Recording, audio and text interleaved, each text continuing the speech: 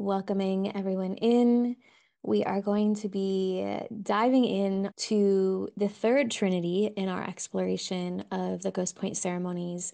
If you missed my last two lives, you can watch them on my page. They talk about the first and second Trinities, just reminding you all that each Trinity is like peeling off another layer of the onion.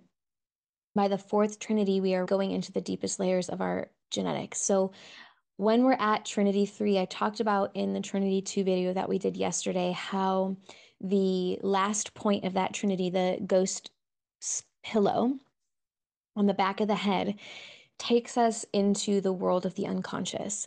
And we really start to process and integrate things that are in the unconscious when we get into the third and fourth Trinity. We start to go to primordial wounds. We start to go to things that shape how we move and breathe and live and embody ourselves and our expression in this world. The first point in Trinity 3 is called Ghost Bed. This point helps us release the things that we cannot let go of and have not been able to let go of.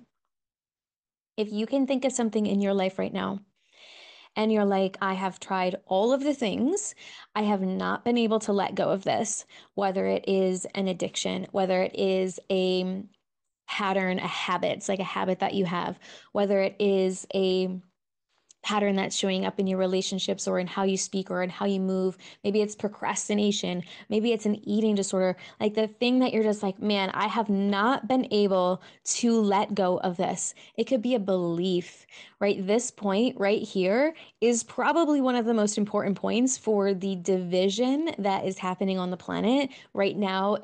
Definitely in the United States of America, post-election, but all over the world, this separation. And these things that we just can't let go of, even when truth is like staring us right in the face, and we're realizing that why we believe certain things may not actually be factual. Maybe we were being sold a lie. Lies convince people and take on ghosts. We take on ghosts based on lies.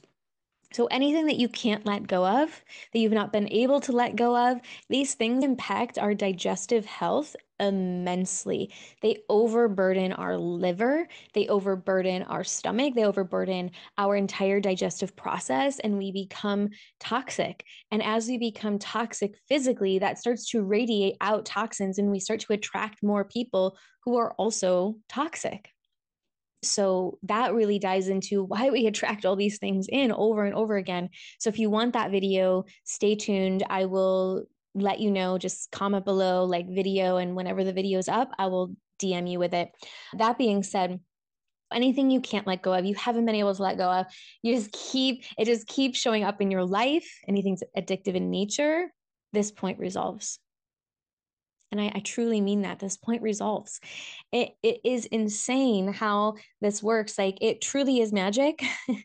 And it truly is this alchemical process because it allows us to be able to let go without all this extensive processing because it's where it's stored in our body to begin with.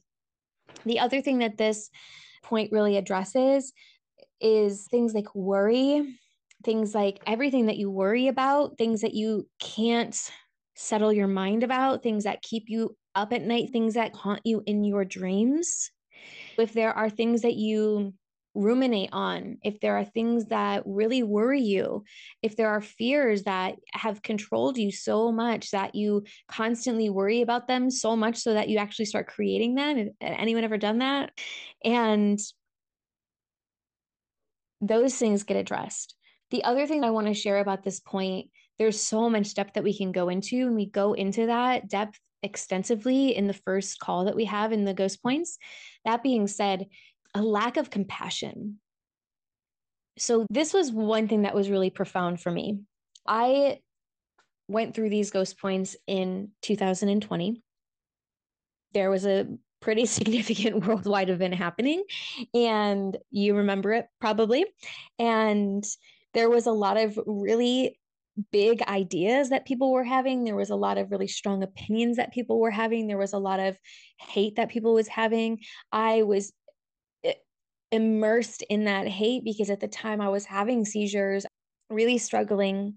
Because of that, I was not able to wear a mask and do these things because it truly sent me into a state of panic and seizures. And people were so cruel. Unfortunately, not everyone in my family, but some were really cruel, didn't welcome us home and things like that has since been resolved. But at that time, I was not able to have compassion towards where someone else was at. Like, I only felt attacked. I only felt violated. I only felt unheard. And compassion is the ability to hold space for another person's reality from love, even if it's not your reality, even if it's not your truth, even if it's not something that you believe, even if it's not something that you would welcome into your life. It is a holding a space available for people to be who they are, all parts of themselves. And it's not that you welcome them into your life necessarily. It's not that you allow people to be abusive towards you. But what compassion does, different from judgment, is it allows us to be at peace with however anyone shows up, to just move forward and to not hold on to grudges, animosity, anger, and hate towards people that see the world different from us. And there's always going to be people who see the world different from you because we are multidimensional beings. Like, it's unfathomable to ever believe that all of us are going to agree or see even reality the same way. People see things differently, they hear things differently. Like, we are unique emanations. So compassion really started happening for me after these ghost points. I was not able to have compassion, and that caused a lot of chaos in my life. And since then, I actually feel that humility that kind of goes hand in hand with compassion has become a superpower of mine, where I can hold space for someone in any state of their being. And it doesn't mean that I necessarily do that all the time. It doesn't mean that I do that without a container to do that, right? I don't just let people bombard me in my messages and like automatically give them my time and energy, because we also create healthy boundaries for ourselves when we're no longer suckered into people's ghosts. The way that we get suckered into people's ghosts is these constant needs to be validated, or these constant needs to be liked, or these constant needs to be accepted in some way, and not saying the thing that we actually want to say. We fear it would create division or devices. It doesn't matter when we're in a world of compassion, because in a space of compassion, all versions of someone welcome, including the version that says, hey, I don't want to talk to you right now. Hey, I need some space right now. Hey, this is not a good time for me right now. Hey, that's not a discussion I care to entertain right now. All these different things people fear saying when there's not compassion on the planet. Physiologically, this can really affect things going on in your jaw, in your teeth, and in your head, and pressure in your head. So there's just so many incredible things get worked out through the first point of Trinity 3, which is ghost bed. And then we move into the second point in Trinity 3, which is ghost market. When the ghosts have come into this point and they've infiltrated our energetic fields to this depth, we're starting to go into the core of our being. We're starting to go deep into the unconscious. This means that these points are directly addressing a lot of core programs that get instilled in us that are not necessarily our truth.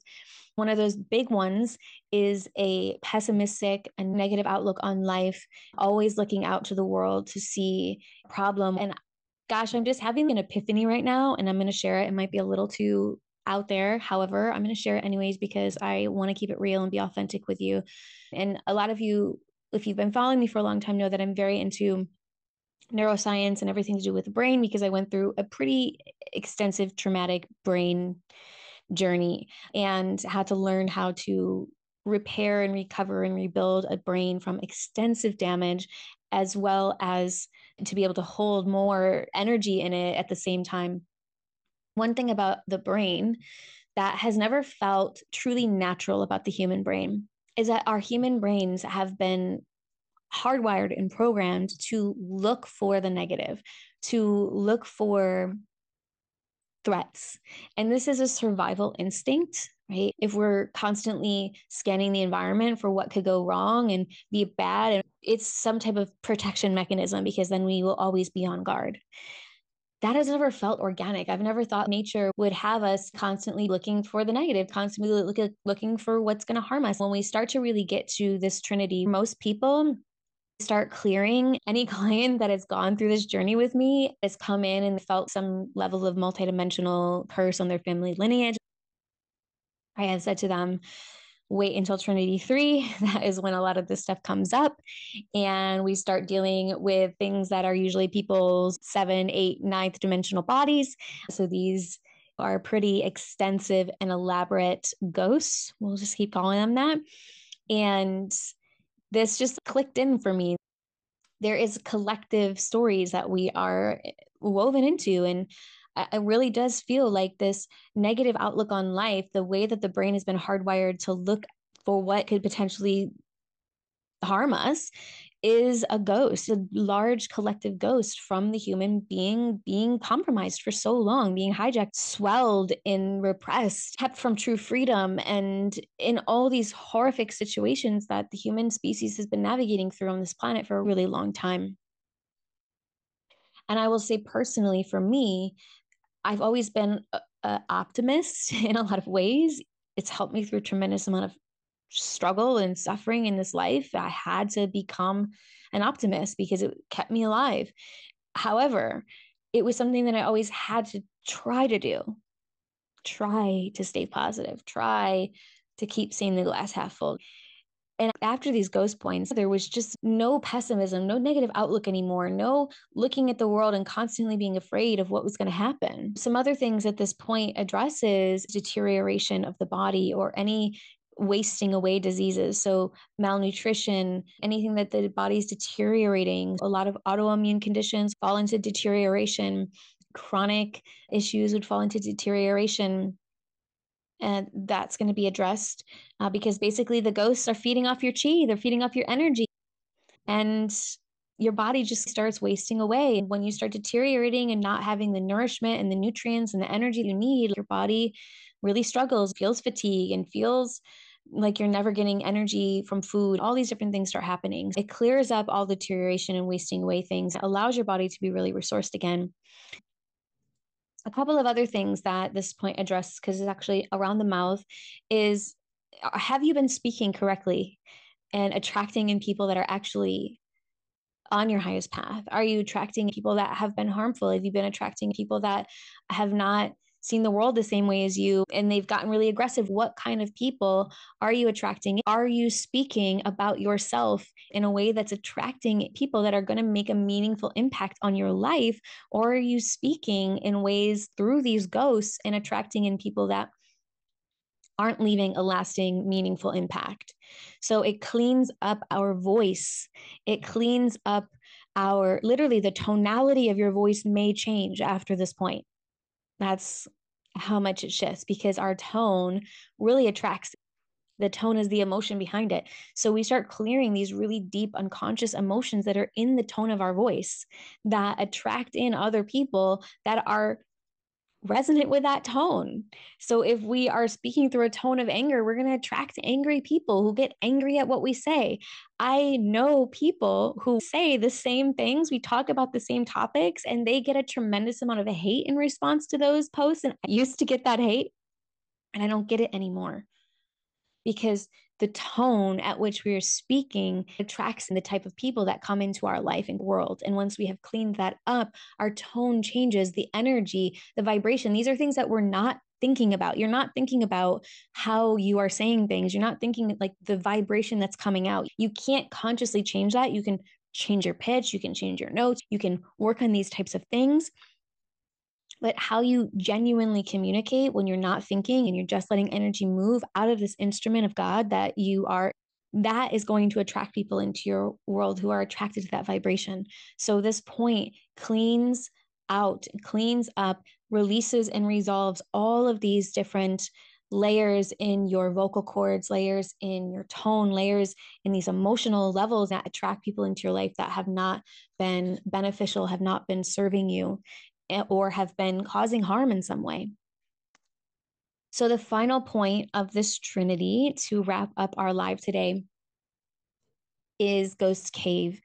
And this point is where all of the pains of our heart is stored.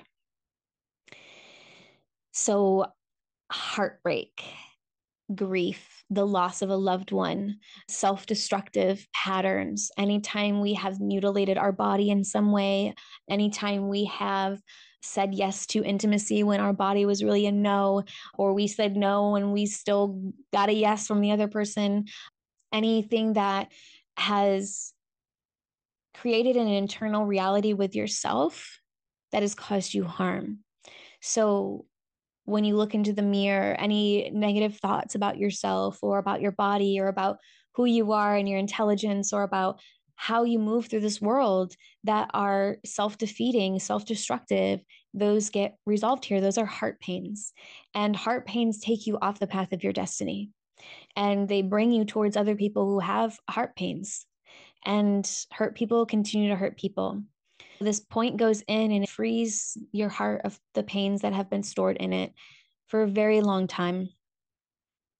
It allows your heart to become healthy, free of energy, and open.